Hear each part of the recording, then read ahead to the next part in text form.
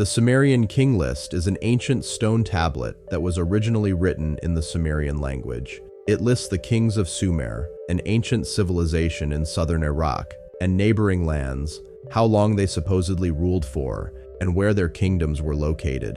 The first piece of the Sumerian King List, a rare 4,000-year-old tablet, was discovered in the early 1900s by the scholar Hermann Hilprecht in the ancient city of Nippur. Since then, at least 18 more copies have been found, most from around 2000 BCE. No two tablets are exactly alike, but they share enough details to show they came from one original master list of Sumerian history. The best preserved copy is a clay prism bought in Iraq after World War I.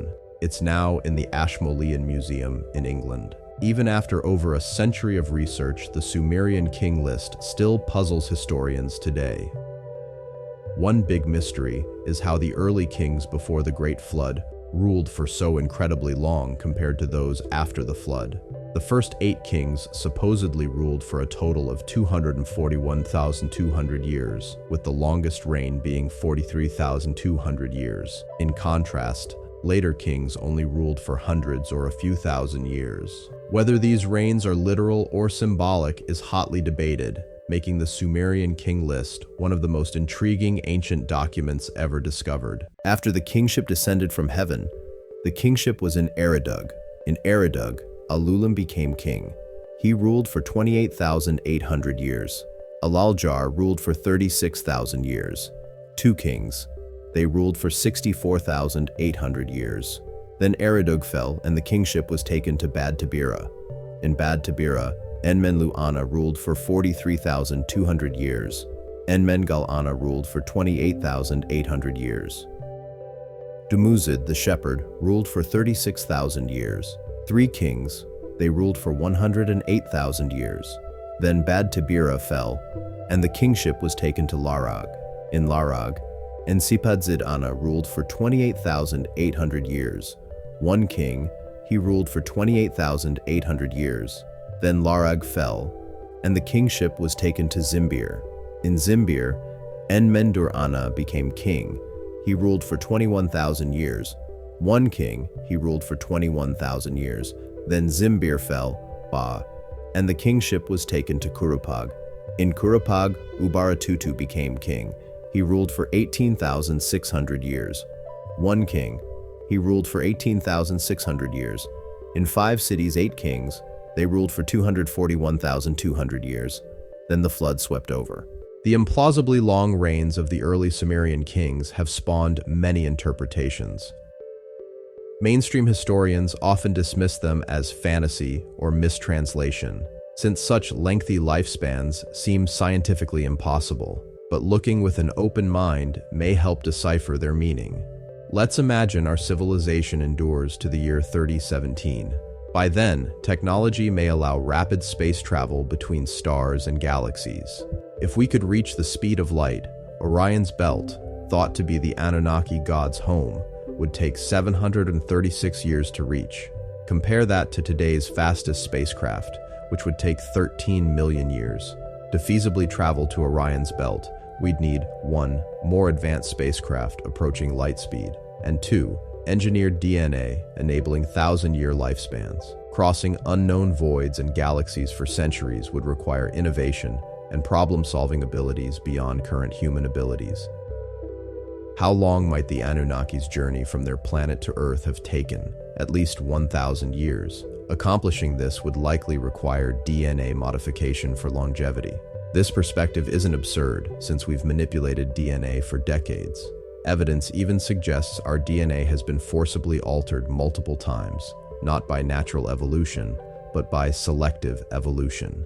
Rather than dismissing the Sumerian kings' reigns as fantasy, they may symbolize the advanced age and wisdom needed for interstellar travel. Viewed this way, the exaggerated lengths become more plausible, reflecting the acquisition of knowledge across millennia. With an open and imaginative mindset, we can rethink what once seemed impossible. The following is an excerpt from the Epic of Atrahasis, the fullest Mesopotamian account of the Great Flood. After the flood ravages the land, the gods find themselves hungry because there are no farmers left and sacrifices are no longer brought. When they discover that Atrahasis, Noah, has survived, they make a plan to make sure that the noise that humans made which irritated the gods and caused the destruction through flood, will remain within limits. They invent childbirth, infant mortality, and celibacy. Enki made ready to speak and said to Nintu, the birth goddess, "You, birth goddess, creatress of destinies, establish death for all peoples. Now then, let there be a third woman among the people. Among the people are the woman who is born and the woman who is not born. Let there be also among the people the Pasitu. Let her snatch the baby from the lap who bore it, and establish high priestesses and priestesses. Let them be taboo, celibate, and so cut down childbirth." The meaning behind phrases like the invention of childbirth is still debated by scholars. If not through childbirth, how did humans reproduce back then? And what could establish death for all people refer to? Some propose this involved editing DNA to drastically shorten human lifespans. According to scriptures, the first man, Adam, lived around 900 years. Why didn't we inherit his longevity genes? Modern humans live less than 100 years, a stark contrast. One interpretation is that human DNA was intentionally altered at some point in the distant past. This edited out longevity and introduced shorter lifespans, rapid aging, and childbirth as we know it. The cryptic legends describe tampering with human genetics to transform reproduction and lifespan profoundly. Of course, this provocative idea contrasts with the standard narrative of gradual evolution, but an open-minded view allows us to re-examine what the ancient texts could imply about radical genetic engineering on humanity in prehistory. We may be far from understanding our origins and hidden history fully. Similarities between the Sumerian King List and biblical scripture. Striking parallels exist between the Sumerian King List and Genesis in the Bible. Both describe 8 rulers before a great flood ended their reigns. The 8 Sumerian kings and the 8 generations from Adam to Noah. After the flood, both texts reflect decreasing human longevity. According to the Sumerian King List, later kings ruled for far shorter periods than the kings before the flood. Similarly, lifespans declined dramatically from the 900-plus years of pre-flood biblical figures to the ordinary lifespans of following generations. So the ancient Sumerian tablet documents 2 key motifs also found in the Bible: a great flood event that wiped out earlier civilizations, and a steady decline in human longevity following the flood. Hundreds of scholars from esteemed institutions like Oxford and the University of California have intensively studied the parallels between the Sumerian King List and Genesis. The striking similarities between the ancient Mesopotamian and biblical texts continue to intrigue researchers and provide valuable insights into our distant past. Together, they suggest that certain episodes like the Great Flood were pivotal events remembered and recorded by multiple ancient societies.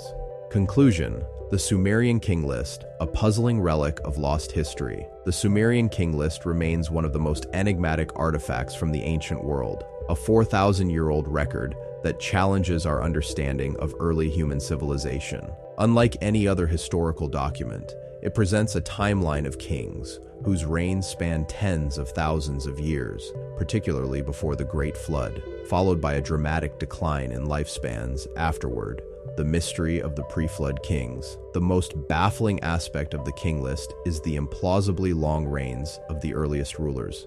Alulim ruled for 28,800 years. Enmenluana reigned for 43,200 years. 8 kings before the flood ruled a combined 241,200 years. Mainstream scholars dismiss these numbers as mythology or symbolic representation, but alternative theories suggest they may encode a deeper truth. Could these kings have been advanced beings like the Anunnaki with extended lifespans? Were their reigns measured in different units, e.g., lunar cycles, dynastic eras? Does the list preserve a forgotten epoch when humanity, or its rulers, lived far longer? Parallels with biblical and global flood myths. The Sumerian King List shares uncanny similarities with the Bible's Genesis account. 8 rulers before the flood, Sumerian kings versus Adam to Noah. A catastrophic deluge that resets civilization. Post-flood lifespans shrinking drastically. This suggests that multiple ancient cultures preserved fragments of the same lost history, a global cataclysm that wiped out an earlier, possibly more advanced civilization. The Great Flood and Genetic Manipulation. The Epic of Atrahasis, the Mesopotamian flood story, adds another layer of mystery. After the flood, the gods invented childbirth, infant mortality, and celibacy, phrases that some interpret as genetic tampering to limit human lifespans and reproduction. Did an advanced civilization or extraterrestrial beings alter human DNA? Was the flood not just a punishment, but a genetic reset? Could this explain why early figures, like Adam and the Sumerian kings, lived for centuries, while post-flood generations did not? A lost chapter in human history. The Sumerian King List forces us to reconsider, were the pre-flood kings real rulers of a forgotten high civilization? Does the list preserve a distorted memory of an era when humans, or their overlords, possessed advanced knowledge and longevity? Is the decline in reign lengths after the flood evidence of a lost golden age? Final thoughts: history or hidden truth? While mainstream archaeology treats the King List as symbolic or exaggerated, its consistency with other ancient texts and its striking parallels to Genesis suggest it may hold fragments of a lost truth. Whether these long reigns were literal, metaphorical, or encoded knowledge, the list remains one of history's greatest unsolved puzzles. Perhaps, as we uncover more about ancient DNA, lost civilizations, and catastrophic floods, the Sumerian King List will shift from myth to historical revelation, revealing that our past was far stranger and far older than we ever imagined. Thanks for watching, everyone. If you enjoyed this video, don't forget to like, subscribe, and hit that notification bell so you never miss an update. Drop a comment below with your thoughts. I love hearing from you. Check out more videos on the screen, and I'll see you in the next one. Take care.